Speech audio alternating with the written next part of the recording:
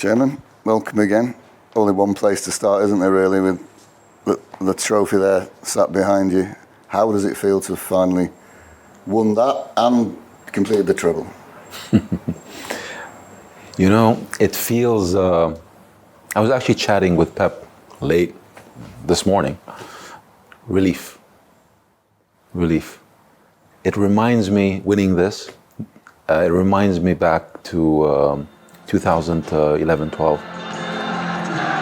That QPR game, the first Premier League.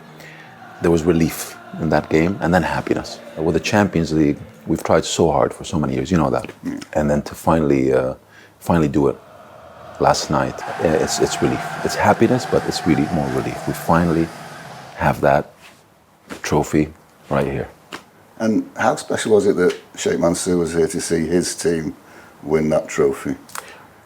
You know, the most special. I mean, it's an incredible, you know, for Sheikh Mansour, given everything he has given to this club, given all the commitment, you know, years of support, love, he's given passion to the club, and to, at the pinnacle of the final of the Champions League, to be here, to be able to attend it. He has so much love for this club, and working with him over the last 15 years as part of City Football Group, he deserves this. He really does, and I'm so happy he was there yesterday. It felt like in the Champions League, felt like a really now finally grown in, after all these years of trying, finally grown into the competition, that there's a sense of, yeah, we belong here and we're comfortable here now. Well, we're arguably one of the most consistent teams in the Champions League for the last 10 years. Consistently in the group stages, consistently going forward. And if you look at just the last 5 years, quarterfinals, final, semifinals, finals, and winning.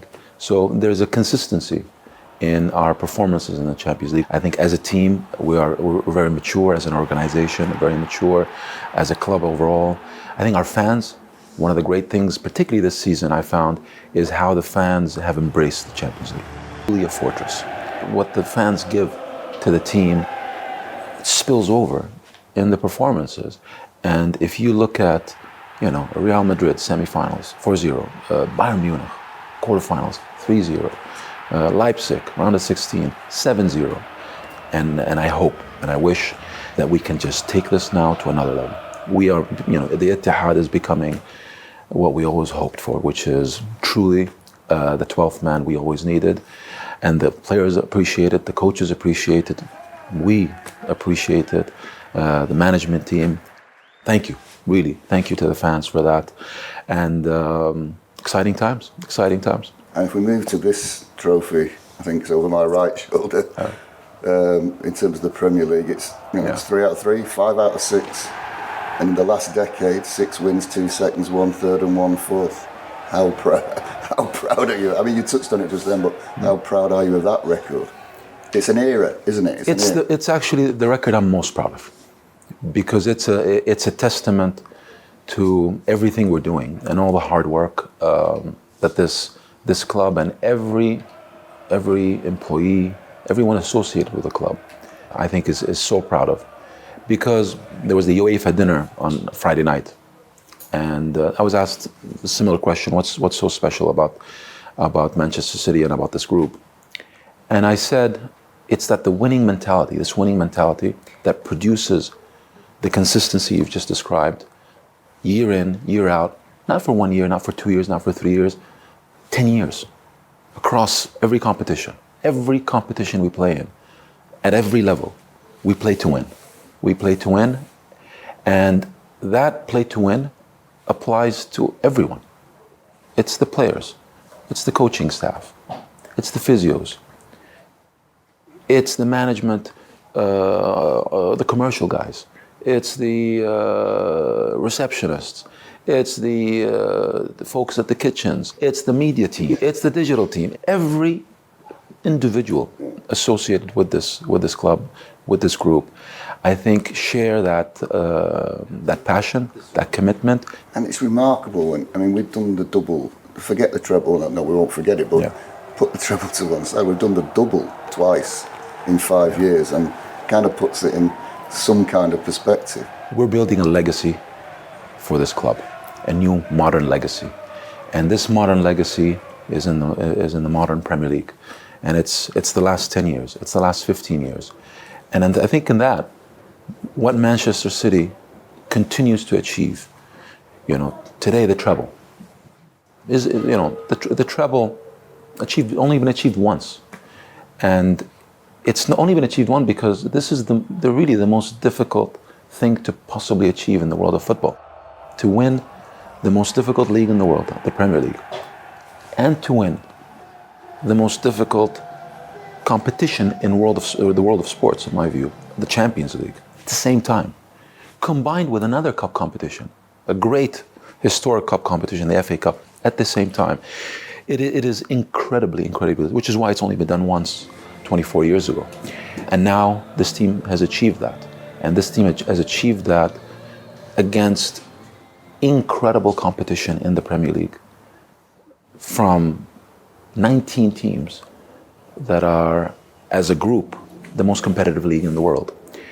And then to go in the Champions League and to do so in a run, beating the defending champions, Real Madrid, beating, in the final, an incredible team, Inter Milan, who had an incredible run to get to the final, and then beating also Bayern Munich. It's not like we had an easy run to the Champions League final. We did it the hard way, and we did it with the highest level of football that I think I've ever seen. So, all in all, that treble. Now you combine it with what you said, which is 3 in a row.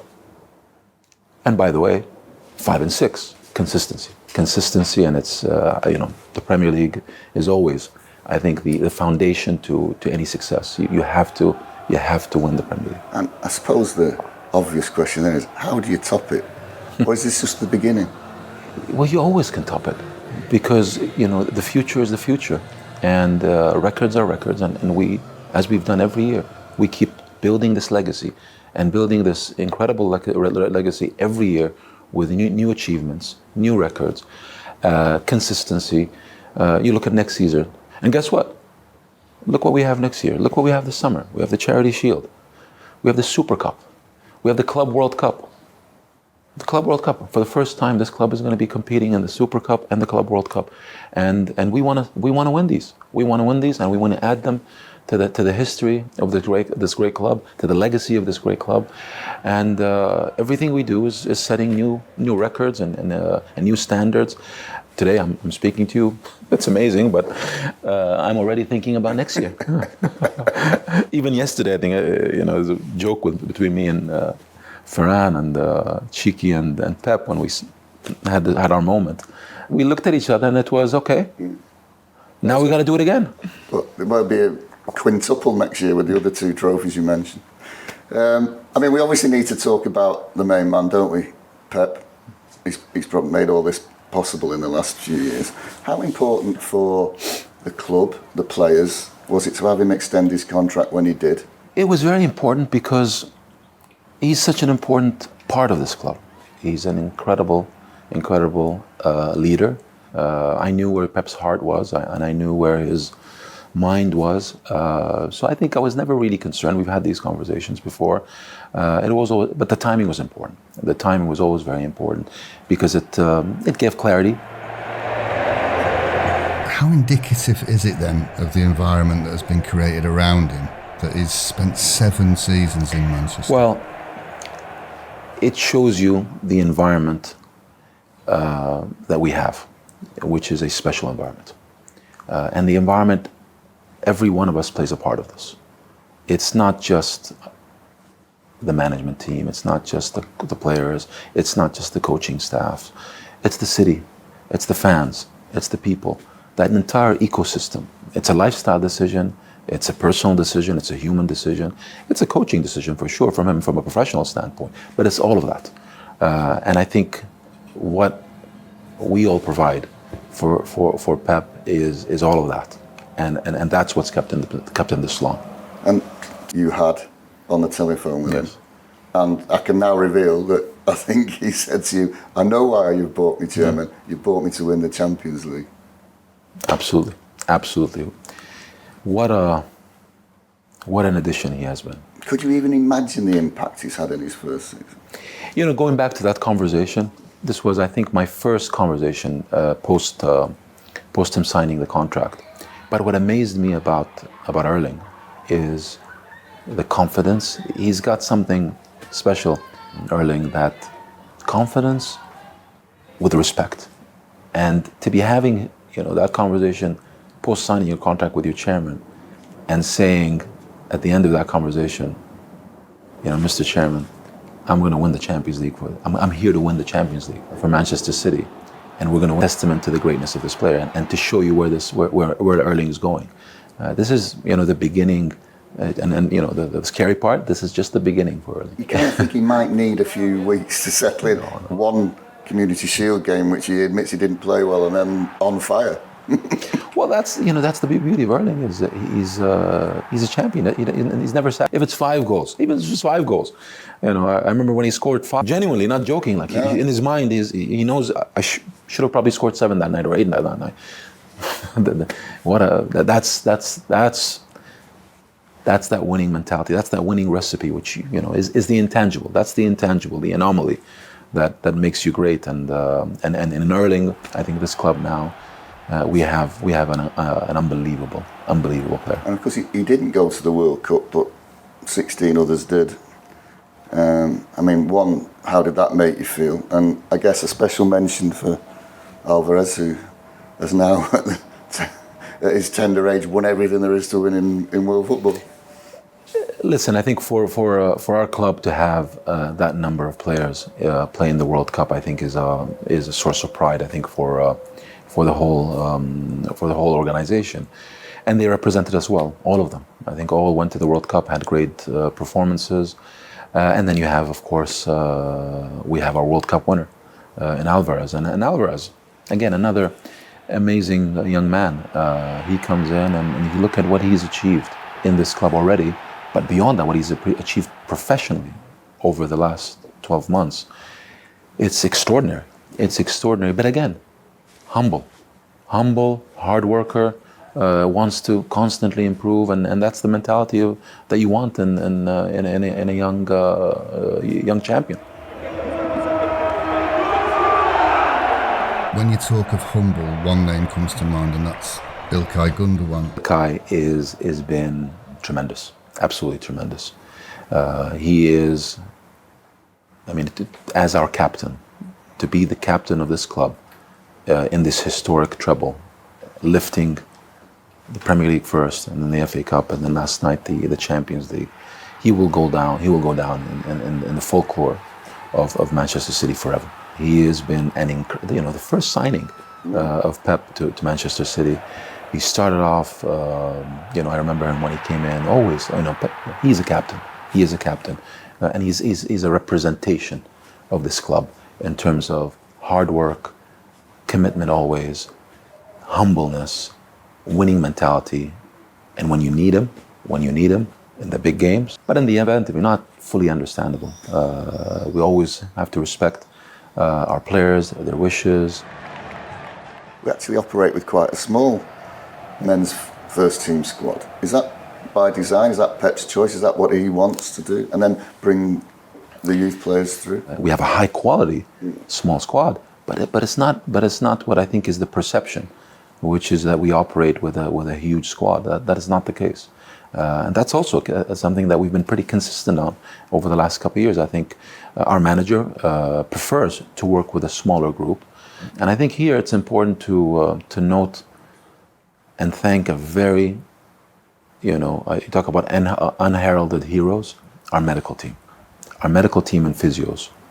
They have been phenomenal, and they are such a critical component to the success and to your question in terms of the size of the squad. In every single competition, with a relatively small squad, if you look at almost every important game, we arrived almost with a fully fit squad.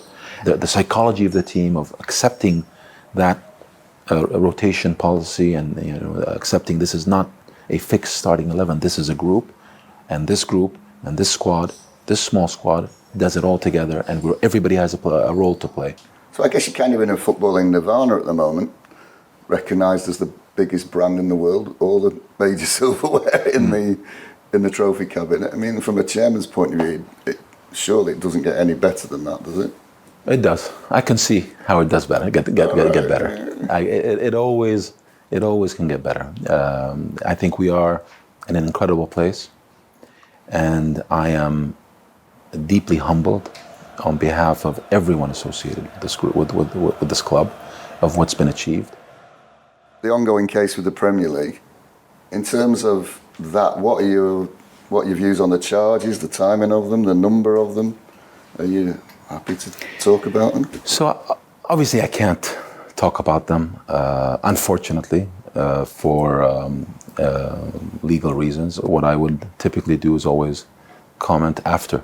So I think we're going through the legal process, and these are proceedings that take whatever time they take, and when we're done, we'll have a conversation, and I'll give you my very blunt views. I promise you that. I have very strong views on that, but I am going to be, unfortunately, very restrained today. I'm sure. I mean, I understand that fully, but I mean, surely you've got a view on the way the club is being, not the word, characterised in the wake of the charges. Yes, of course. I mean, that's very frustrating, because it takes so much from the great work that's happening in this club. And it's happening not just on the football pitch. The football pitch, we talked about it. What these players have achieved this year, the treble, is incredible. And I hope people focus and judge them for their football and what they're achieving on the pitch and what they're achieving in every competition they're in. That's the reality. The club as a whole is well run, is very well run. Today, the value of this group is over $6 billion. We've created so much value. We've brought in world-class investors in this. Why?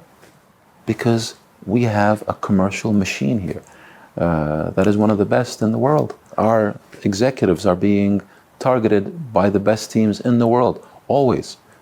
By the way, is a credit to us. I respect that. People appreciate. We are producing not just the best talent on the pitch, not just the best talent in the academies, not just the best talent in the group, but we're producing some of the best executives in the world, some of the best scouts in the world, some of the best coaching staff in the world. And that's a testament to, I think, the great work that this group is doing. We're the #1 football brand in the world. These are the facts. These are the facts. The club generates, I think, tremendous revenue. You look at our sales in terms of what we produce, in terms from our academy, from our first team. I mean, look at last year. I mean, look at our net spend figures. I mean, we can go in for half an hour right now with me just giving you data in terms of net spend over the last season, net spend over the last 3 years, over the last 5 years, over the last 10 years. Look at every single one of them, and just look at these as the facts and compare us to our competition. And then, people will throw at us, you're the biggest spenders, you have the biggest squad. Again, I wish people can just pause and ask the question and get the facts and then comment. You've got that twinkle in your eye now. Of course, yeah. Of course. We have so much more to achieve. And the challenge continues and the journey continues, and hopefully next year we'll be able to produce another special year